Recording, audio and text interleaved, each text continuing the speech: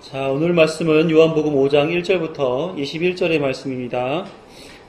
우리 한 목소리로 함께 봉독하도록 하겠습니다. 시작. 그 후에 유대인의 명절이 되어 예수께서 예루살렘에 올라가시니라.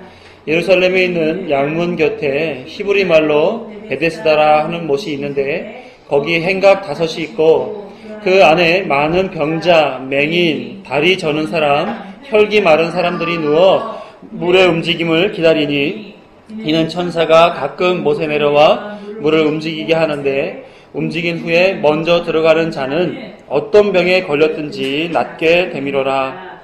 거기 38해 된 병자가 있는데 예수께서 그 누운 것을 보시고 병이 벌써 오래된 줄 아시고 이르시되 내가 낫고자 하느냐. 병자가 대답하되 주여 물이 움직일 때에 나를 못에 넣어주는 사람이 없어 내가 가는 동안에 다른 사람이 먼저 내려가나이다.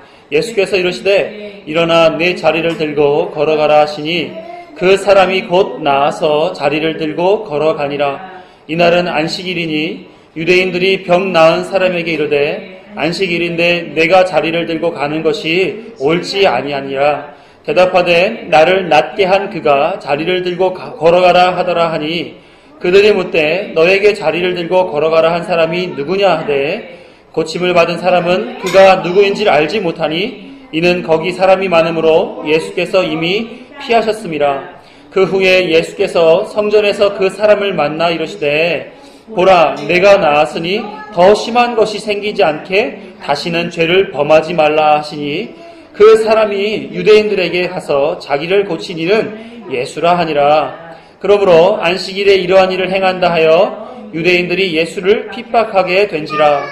예수께서 그들에게 이르시되 내 아버지께서 이제까지 일하시니 나도 일한다 하시매 유대인들이 이로 말미암아 더욱 예수를 죽이고자 하니 이는 안식일을 범할 뿐만 아니라 하나님을 자기의 친아버지라 하여 자기를 하나님과 동등으로 삼으심이로라. 그러므로 예수께서 그들에게 이르시되 내가 진실로 진실로 너희에게 이르노니 아들이 아버지께서 하시는 일을 보지 않고는 아무것도 스스로 할 수 없나니 아버지께서 행하시는 그것을 아들도 그와 같이 행하느니라.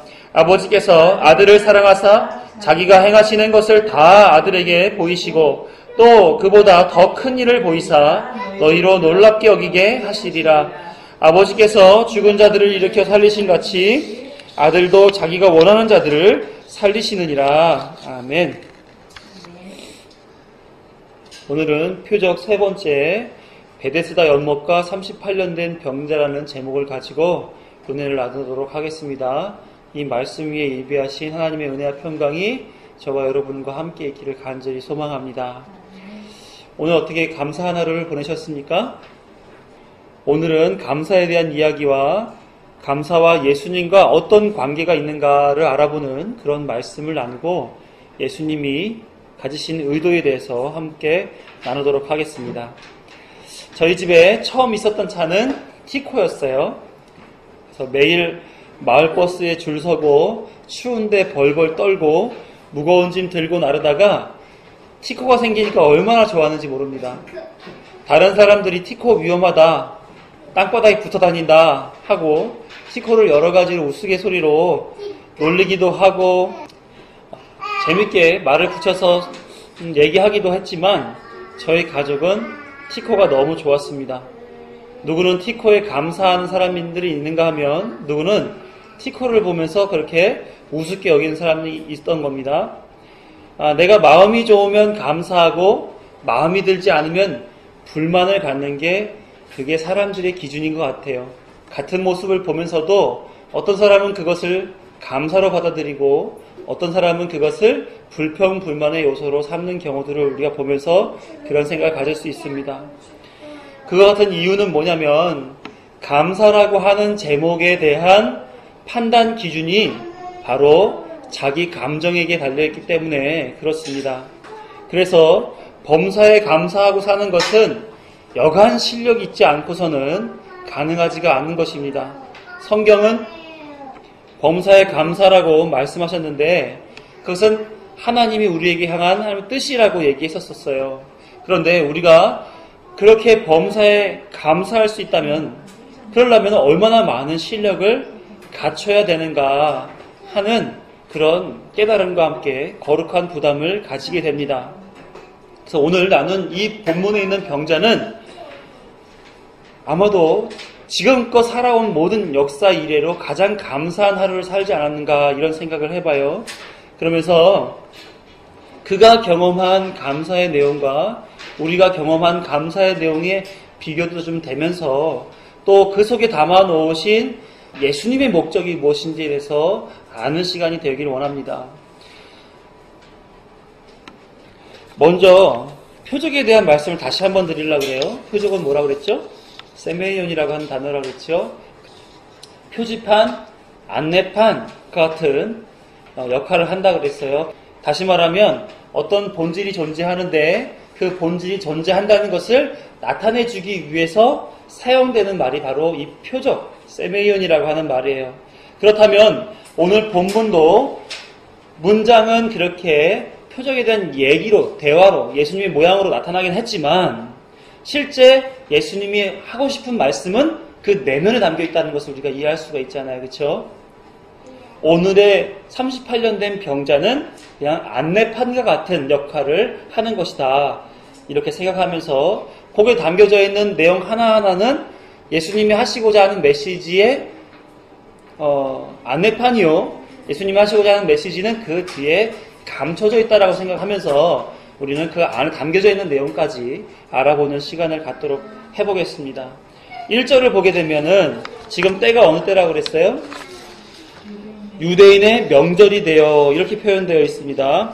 보통 유대인들은 3월 달에는 불임절, 4월엔 6월절, 5월에는 오순절, 10월에 초막절, 12월에 수전절을 보내게 돼요. 이게 이스라엘 사람들이 가지는 명절의 내용들입니다. 요한복음은 이 중에 6월절, 초막절, 수전절은 각기 자기 이름을 분명하게 드러내줘요. 그래서 불임절과 오순절이 드러내지지 않는 그런 명절 이름인데 불임절은 보통 자기 지방 안에서 자치적으로 지키는 그런 전통을 가지고 있어요. 그래서 오늘 이 유대인의 명절은 오순절이겠거니 하는 추측을 갖게 해줍니다. 이때 6월절, 초막절 그리고 오순절 요 세 번은 예루살렘에 모여서 함께 예배를 드리는 그런 전통이 있었단 말이에요. 거기에 예수님도 동반하여 그 자리에 오시게 된 거죠. 그래 오시다 보니까 은혜의 자리를 향해서 가는 그곳에 은혜 있지 못한 자들이 있더라 하는 거예요. 그것에 대한 이야기들이 이제 풀어져 나가는 겁니다. 2절을 보시게 되면 예루살렘에 있는 양문 곁에 이렇게 양문이라고 하는 표현이 나와 있어요. 양문을 굳이 언급한 이유는 뭐냐면 양문이 암시하는 내용이 있기 때문에 그래요. 양문은 그 느헤미야 시대에 성벽 재건 시에 예루살렘에는 9개의 문을 재건했습니다. 거기에 양문이 있었고 어문, 옛문, 골짜기문, 분문, 샘문, 수문, 마문, 동문 이 문들 중에서 양문과 어문이 예루살렘 성에 진입하는 그런 문들이었었어요. 양문은 말 그대로 양들이 출입하는 문을 양문이라고 했습니다. 그럼 어문은 뭘까요? 당연히 물고기가 다니는 문이 어문이에요. 이 양문 옆에는 예루살렘 성전이 있어서 예루살렘 성전 안으로 들어가는 희생 제물로 쓰일 양들이 출입하는 문이 바로 양문인 거예요. 이 양을 통해 드려지는 제사는 백성들에게 뭘 공급해 주게 됩니까? 하나님의 은혜를 공급받게 되는 그런 의미가 있는 거죠. 그래서 양문은 은혜를 향한 문 이렇게 이해할 수가 있어요. 자, 우리 느헤미야 3장 1절과 31, 32절의 내용들을 우리 한번 읽어보도록 하겠습니다. 함께 읽습니다. 시작. 그때에 대제사장 엘리야십이 그의 형제 제사장들과 함께 일어나 양문을 건축하여 성별하고 문짝을 달고 또 성벽을 건축하여 한매와 망대에서부터 하나넬 망대까지 성별하였고 그 다음은 금장색 말기야가 한밑간 문과 마주대한 부분을 중수하여 느디님 사람과 상인들의 집으로부터 성모퉁이 성루에 이르렀고 성모퉁이 성루에서 양문까지는 금장색과 상인들이 중수하였느니라. 양문을 건축하여 그래서 양문을 출발점으로 하여서 성벽을 짓고 있단 말이에요. 그렇죠? 그랬는데 32절에서 보게 되면 성 모퉁이 성루에서 양문까지, 그러니까 양문까지 한 바퀴를 도는 거예요. 문들이 이렇게 양문으로부터 시작해서 양문으로 한 바퀴 쭉 돌게 되는데, 그 마지막 문이 뭐냐면 31절 앞에 나와 있는 한밑간 문이, 양문 돌아서 맨 마지막 문이 바로 한밑간 문이에요. 자, 양문은 아까 무슨 문이라고 그랬죠? 은혜를 향한 문, 은혜의 문이라고 그랬어요. 이 한밑간 문이라고 하는 것은 무슨 뜻을 가지고 있느냐면 심판을 의미하는 그런 문의 이름이에요. 그래서 그들이 지었던 성벽은 은혜로 시작하여서 심판으로 이루어지는 성벽인 것이죠. 그런데 오늘 예수님이 표적을 보여주는 이 자리는 한밑간 문처럼 심판을 암시해주는 그런 내용의 그 자리가 아니라 양문, 그래서 은혜를 알려주는 그 자리에, 그 자리에 있었다라고 하는 겁니다. 그런데 좀 더 이제 보시자고요. 그 옆에 보게 되면 연못이 하나 있었어요. 어떤 연못이냐면 히브리 말로 베데스다라고 하는 문이 바로 옆에 있었습니다. 베데스다 연못이 있었죠. 베데스다 연못은 합성어예요. 히브리어로 베이트라고 하는 단어와 헤세드라고 하는 단어가 합쳐진 그 단어입니다.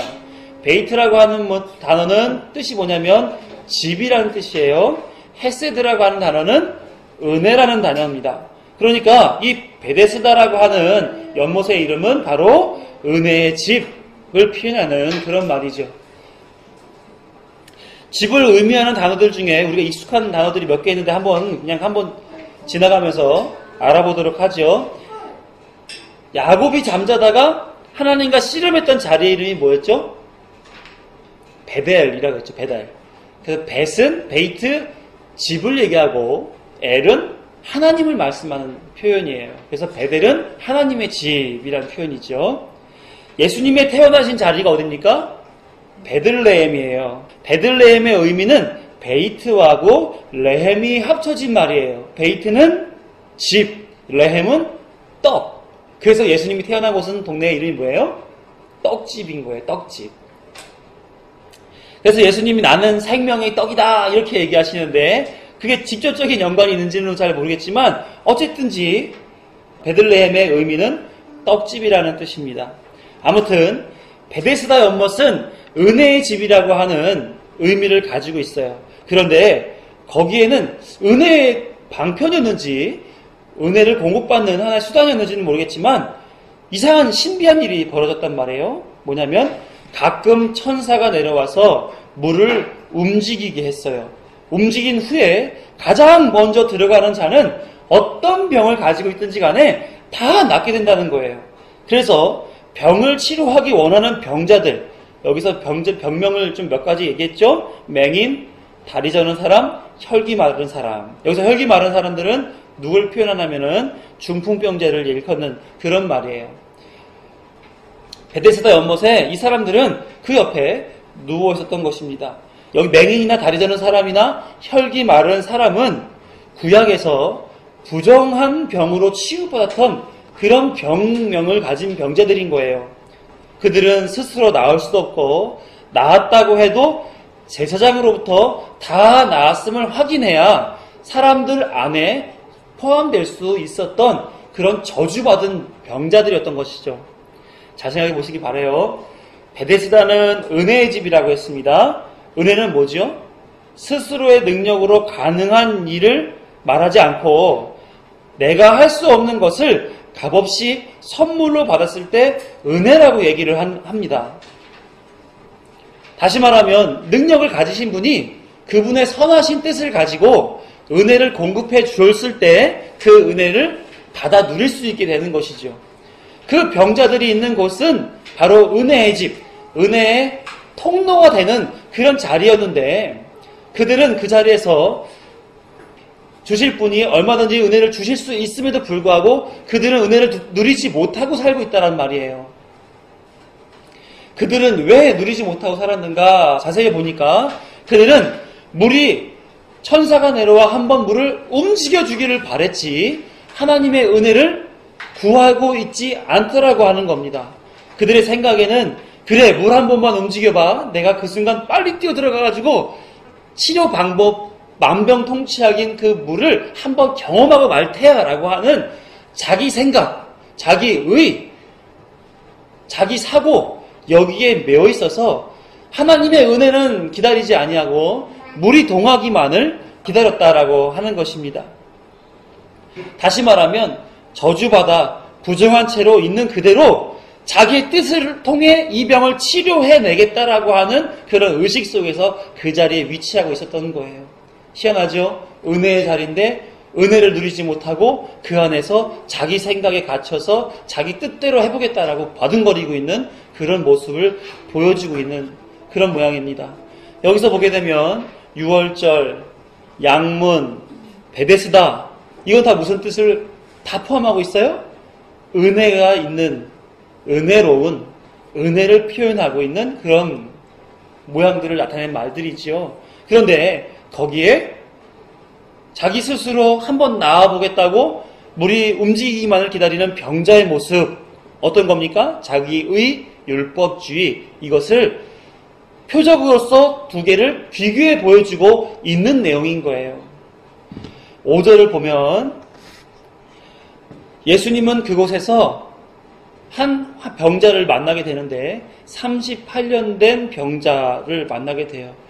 정확한 병명은 나타나고 있지 않지만 그곳에 누운 자인 것을 볼 때 맹인은 보지를 못하는 거지 움직이지 못하는 건 아니기 때문에 누워있지 않을 수도 있고, 다리 저는 사람도 마찬가지로 볼 수도 있고 다리를 저는 정도이기 때문에 움직일 수 있는데, 이 사람 누워있는 모습을 봤을 때는 아마도 털기 마른 사람이겠거니 이렇게 생각할 수 있는 것이죠. 그는 자신의 병이 나을 수 있다는 희망을 가지고 그것에 왔을 것입니다. 그리고 그곳에 자리 잡고 38년이라는 세월 동안 그 병과 또 자기가 살고자 하는 그 의지와의 사투를 벌이고 있었던 거예요. 그러나 38년 전이나 지금이나 그에겐 희망이 있어요, 없어요? 여전히 없어요. 희한하죠?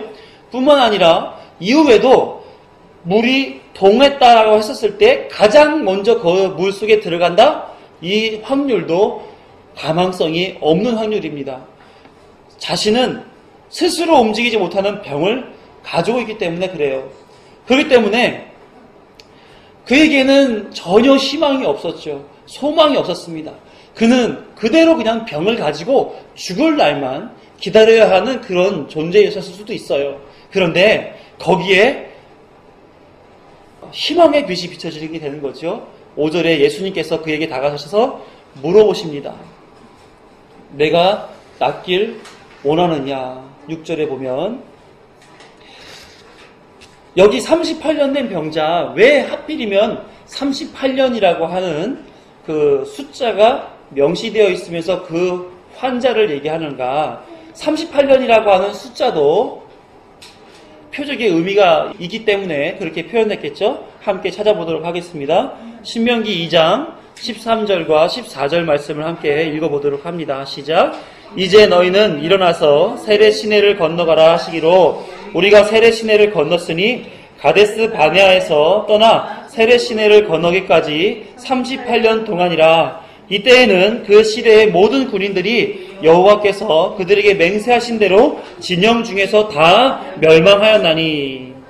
시내산에서 이스라엘 백성들은 율법을 받았습니다. 받고 나서 1년여 동안의 기간 동안 율법에 대해서 공부를 해요. 그리고 좀 더 진행해서 가데스 바네아까지 가서 모세와 그 이스라엘 백성들은 하나님이 가라 하셨던 가나안 땅을 두고 거기에 먼저 정탐꾼이 들어가 상황을 파악하게 됩니다. 12명의 정탐꾼들이 여리고에 먼저 들어가 정탐하고 왔어요. 그런데 그 중에 해가 갈렸습니다. 10명과 2명. 이들의 대화가 다른 내용들을 담고 있었어요. 어떤 얘기를 했습니까? 10명의 정탐꾼들은 그들은 아낙 자손의 거인들과 같았다. 마치 우리는 그들 보기에 메뚜기 같더라. 이렇게 얘기를 합니다. 이 첩보보고를 들은 모든 백성들은 이 10명과 다를 바 없이 자신의 현실에 대해서 안타까워하며 그것에 대해서 하나님을 원망하고 다시 새로운 지도자를 뽑아서 애굽으로 돌아가자 이렇게 소리를 지르고 있었던 것입니다. 오로지 여호수아와 갈렙만 하나님이 주시기로 약속하신 젖과 꿀이 흐르는 땅으로 가자 하면서 하나님이 기뻐하시면 우리에게 그 땅을 주시리라 이렇게 얘기했어요. 그러나 아무리 이렇게 여호수아와 갈렙이 외친다 할지라도 소용이 없었습니다. 워낙 많은 사람들이 그렇게 외쳐왔기 때문에 하나님은 그들에게 대한 특단의 조치를 하는 거죠. 가데스 바네아에서 출발하여 가나안 땅에 들어가기까지 광야를 돌리시는 거예요. 몇 년 동안? 38년 동안. 돌고 돌아 38년 동안 돌면서 다다른 곳이 바로 오늘 방금 읽었던 신명기 2장 13, 14절에 세레 시내까지 다다르게 된 거예요. 이 세레 시내는 어디냐면 광야 생활의 종결지, 가나안 입국의 마지막 땅이 바로 이 세레 시내입니다. 그러니까 율법을 받고 가데스 바네아에서 출발하여서 거기서 벌어진 일들로 인해 세레 시내까지 38년 동안 그들은 광야 생활을 한 거예요. 이들에게 하나님의 은혜가 없었습니까? 아니죠. 율법을 이미 줬잖아요. 율법을 받아서 1년 넘게 정탐 가기까지 약 2년이라는 세월 동안에 이 사람들은 율법으로 무장할 수가 있었어요. 그런데 그 무장된 그들의 생활, 그들의 신앙, 그들의 사고, 이것이 결국은 뭘 낳았습니까? 율법은 실컷 배워놓고 하나님의 뜻을 저버리는, 하나님의 뜻을 외면하는, 하나님 뜻보다 자기의 의의와 자기 판단을 더 귀히 여기는 그런 상황으로 이 사람들은 만들어갔다는 얘기예요. 그래서 하나님은 그들을 광야 38년 동안 돌리게 되는 것입니다. 그 안에서 이렇게 외치며 믿음 없이 살았던 광야 1세대들 60만은 다 죽고 새로운 세대 60만이 살아 가나안 땅에 들어가게 된 것입니다. 자기 의를 쫓다가 보낸 세월이 바로 38년이에요. 그 38년이 바로 요 38년 된 병자를 표현해주고 있는 그런 얘기라는 것입니다. 그래서 38년 된 병자가 등장한 이유는 바로 은혜의 자리에 있으면서 은혜를 공급받을 수 있는 그런 자리에 있는데도 불구하고 38년 동안 뭐를 쫓았어요? 나 저 물이 동할 때 들어가면 병 나을 수 있어 라고 하는 자기 사고, 자기의 의, 자기 판단, 자기 기준, 이걸 가지고 은혜를 경험하지 못하고 자기를 따라 살아가는 모습을 나타내주기 위해 38년 된 병자를 들어 사용하시고 계시다라고 하는 거예요.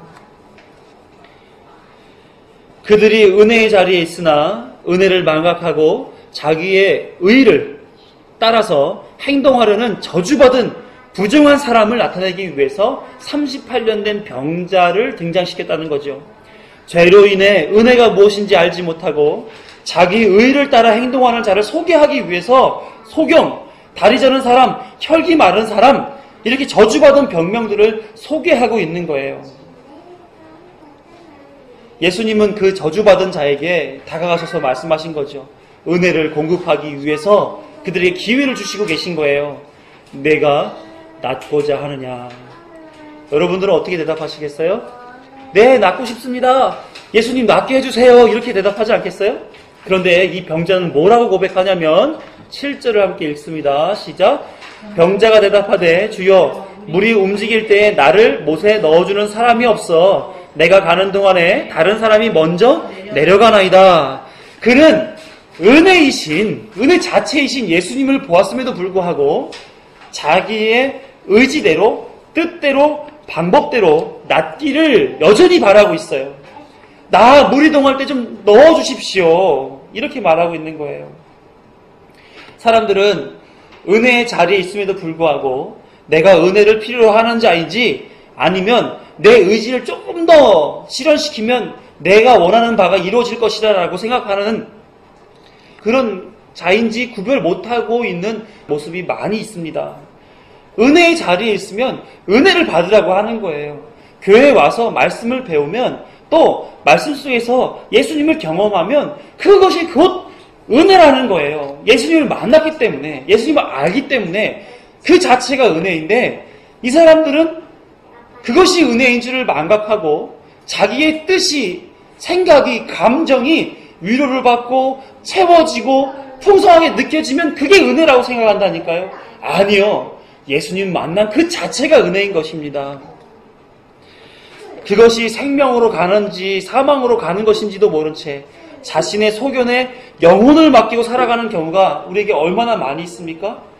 그러므로 은혜 받을 실력이 없는 거예요. 그러니까 서두에 얘기했던 것처럼 감사할 수 있는 실력이 없는 거죠. 은혜를 받지 못하니 감사할 수가 없는 거죠. 예수님 자체가 은혜인데 예수님을 아는 것으로 감사할 수 있어야 될 텐데 그 자체가 연결이 되지 않으니 누가 은혜를 받으며 누가 감사하는 삶을 살 수가 있겠냐는 거예요. 한 걸음 더 나아가서 사람들이 몰려 나왔습니다. 그의 병 나은 모습을 보면서 물어봐요. 그들이 묻되 너에게 자리를 들고 걸어가라 한 사람이 누구냐? 한데 그는 그 자리에서 예수님으로부터 병 고침을 받는 은혜를 경험했음에도 불구하고 누가 자신을 낫게 했는지에 대해 고백하지 못했습니다. 왜냐하면 사람들이 가지고 있는 그 율법주의와 그들의 자기 의의가 강한 것을 잘 알고 있었기 때문에 그래요. 자신이 병 나은 것에 대해서 그들이 이해하지 못할 자들이라는 것을 알고 있었고 그들이 원하는 바에 대답을 하지 못할 경우에 내가 얼마만큼 피해를 받을까, 핍박을 받을까에 대한 염려와 근심이 있었기 때문에 그들 앞에 저분이 나를 낫게 했습니다. 예수님이 나를 낫게 해주셨습니다. 라고 담대하게 떳떳하게 고백하지 못했다라고 하는 거예요. 값진 은혜를 경험했음에도 불구하고 믿음이 없어서 확신이 없어서 그것을 고백하지 못한다니까요. 우리가 교회 안에서도 마찬가지로 신앙생활할 때 하나님을 알고 예수님을 알고 예수님이 우리에게 주시는 은혜가 뭔지 알고 우리의 미래가 어떠한지 알고 우리가 감사할 거리가 뭔지 알매도 불구하고 사람들 앞에서 떳떳하지 못해가지고 그것을 믿음이라고 그들 앞에서 당당하게 고백하지 못한다니까 부끄러워한다고 창피해한다고요. 값없는 가치 없는 복음인 것처럼 그들 앞에 벌벌 기는 이유는 뭐예요? 바로 38년 된 병자가 사람들 앞에 핍박당하고 모욕당하고 무시당하고 괴롭힘 당할까봐 그들의 눈과 생각과 삶에 대해서 의식하고 그것을 행동하지 못한 거지요. 그건 믿음이 없었을 때의 모습인 겁니다. 그에게 있어서 진정한 회복은 병 낫는 것이 아니었던 거예요. 그는 여전히 과거에 자신의 의와 율법주의 아래에서 물이 동할 때 베데스다 못에 들어가야 한다고 믿었던 그 옛사람의 본성을 그대로 가지고 있었기 때문에 그래서 자기가 고백하지 못했던 거예요. 그러니까 예수님은 다시 찾아옵니다. 그리고 말씀하셨어요. 뭐라고 말씀하셨을까요? 14절, 15절을 함께 읽습니다. 시작. 그 후에 예수께서 성전에서 그 사람을 만나 이르시되 보라 내가 나았으니 더 심한 것이 생기지 않게 다시는 죄를 범하지 말라 하시니 여기까지요. 그에게 말씀하세요. 다시는 죄를 범하지 말라. 38년 된 병자가 가지고 있었던 진정한 그의 병명은 뭐였냐면 죄인이었던 거예요. 그가 회복하려고 그러면 병 낫는 게 문제가 아니라 그 10년 가운데 여전히 잔존하고 있는, 여전히 뿌리 내리고 있는, 여전히 영향력으로 활성화하게 자신에게 능력을 바라고 있는 그 죄의 문제를 해결받지 못했기 때문에 그는 그렇게 담대하지 못하고 떳떳하지 못했다는 거예요. 예수님이 그렇게 말씀하셨어요. 죄를 범하지 말라. 아, 내 병명이 이거였구나 하는 것을 이 사람이 이제 알게 된 거죠. 이제 죄의 문제가 예수로 말미암아 확인되었고 내가 예수님으로 말미암아 회복될 것이다라고 하는 이제는 믿음이 생긴 거예요. 그러니까 이제 나아가서 15절의 말씀처럼 읽습니다. 같이 시작. 그 사람이 유대인들에게 가서 자기를 고친 이는 예수라 하니라. 이제는 믿음이 들어가고 예수님을 알고 은혜를 경험하니까 감사의 마음이 그 마음 가운데 채워지게 된 거죠. 그러니까 사람들 앞에 가서 내 병을 낫게 해주신 분은 바로 저분 예수 그리스도야 라고 그렇게 담대하게 얘기할 수 있었던 것입니다. 진정한 감사는 자신의 필요를 쫓았던 자기 기준, 자기 의에서 나오는 것이 아니에요. 나로부터 나오는 것이 아니라 내가 아닌 밖으로부터 나에게 와지는 것입니다. 그래서 오늘 성경 말씀을 보게 되면 예수님을 아는 것, 예수님을 경험하는 것, 예수님께 죄의 문제를 해결받는 것, 여기서부터 감사의 생활이 시작되는 것이에요. 그러므로 감사는 내가 기준이 되어 나오는 것이 아니라 예수님께서 완성하신 감사의 내용이 현실이 되는 그 미래를 바라보며 현재의 하나님 나라를 경험하면서 고백하는 것이 감사인 거예요. 그러니까 감사는 뭐의 문제입니까? 믿음의 문제인 거죠. 믿음이 있어야 항상 범사에 감사할 수가 있는 거예요. 믿음이 없으면 내 코앞에 놓여져 있는 현실 때문에 감사할 수가 없는 거예요. 어떤 사람은 이걸 보고 감사하다고 여기는데 나는 저거보다 감사할 수가 없어. 왜 내 앞에 저게 놓여져 있는 것이 나의 감사가 되어야 돼? 그건 믿음이 없음의 문제란 얘기예요. 하나님은 그 문제에 대해서 예수님이 완성해 놓으신 하나님의 나라, 이미 임한 하나님의 나라와 미래에 임할 하나님의 나라를 통해서 우리에게 감사하라고 말씀하신다고. 내가 다 완성했으니 너희는 감사해라. 그러니까 우리는 범사에 감사할 수가 있는 사람들이란 말이에요. 그런데 우리는 그걸 못 봐요. 왜? 믿음이 없으니까. 예수님을 알아도 예수님 하신 일에 대해서 지식은 있으나 그것이 우리 안에 믿음으로 승화되지 못했기 때문에 늘 우리는 거기에 멍에를 메고 산단 말이에요. 감사할 거리가 없어요. 너무 고통스럽고 너무 힘들어서 살아가는 것이. 예수님을 알고 예수님을 경험했고 예수님께 죄의 문제를 해결받았습니까? 믿음으로 이걸 고백할 수가 있어요? 그것이 증명되는 삶이 감사의 삶이에요. 아, 나는 예수님을 아는 자야. 나는 예수님을 경험했던 자야. 내 모든 문제 예수님이 다 해결해 주셨어. 하나님 나라, 나를 하나님 나라로 들어갈 수 있도록 예수님이 완성하셨어. 그걸 아는 자가 어떻게 감사할 수 없냔 말이에요. 그걸 아니 이 땅에 미미하게 건강의 문제, 생각의 문제, 관계의 문제, 진로의 문제, 사업의 문제, 이런 것들은 하나님의 나라를 생각했을 때는 아무것도 아닌 거죠. 잠시 잠깐 나그네로 지나가는 이 삶에서 벌어지는 사소한 문제잖아요. 근데 이것 때문에 하나님 나라를 원망한다니까요. 마치 가나안 땅에 들어가는 수 없는 이스라엘 백성들처럼 우리가 믿음이 있다면 우리 삶 속에서 감사가 벌어져야 됩니다. 그것이 진정 믿음의 사람들이 살아가는 삶의 방식이에요. 우리 19절부터 21절을 함께 읽습니다. 시작. 그러므로 예수께서 그들에게 이르시되 내가 진실로 진실로 너희에게 이르노니 아들이 아버지께서 하시는 일을 보지 않고는 아무것도 스스로 할 수 없나니 아버지께서 행하시는 그것을 아들도 그와 같이 행하느니라. 아버지께서 아들을 사랑하사 자기가 행하시는 것을 다 아들에게 보이시고 또 그보다 더 큰 일을 보이사 너희로 놀랍게 여기게 하시리라. 아버지께서 죽은 자들을 일으켜 살리신 같이 아들도 자기가 원하는 자들을 살리느니라. 진정한 감사가 일어나는 그 사역은 누구의 사역인 거였어요? 이제 보니까 하나님 아버지의 일이었어요. 그것을 이제는 누가 하는 거예요? 아들도 그와 같이 행한다. 구원 사역, 죄 문제 해결 사역, 범사의 감사를 고백하는 그 사역 누가 하신다? 예수 그리스도가 하시는 사역이 바로 그 사역이라고 하는 거예요.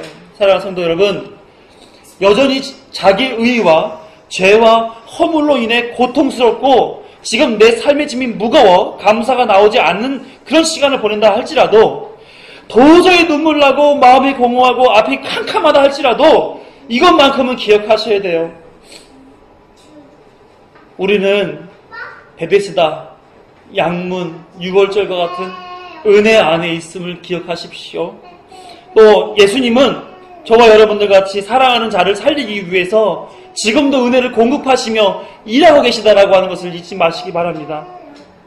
지금 일하시고 계시는 예수 그리스도를 믿음의 눈으로 목도하면서 모든 삶 가운데에 항상 감사를 고백하는 저와 여러분이 되기를 간절히 축원합니다. 기도하겠습니다.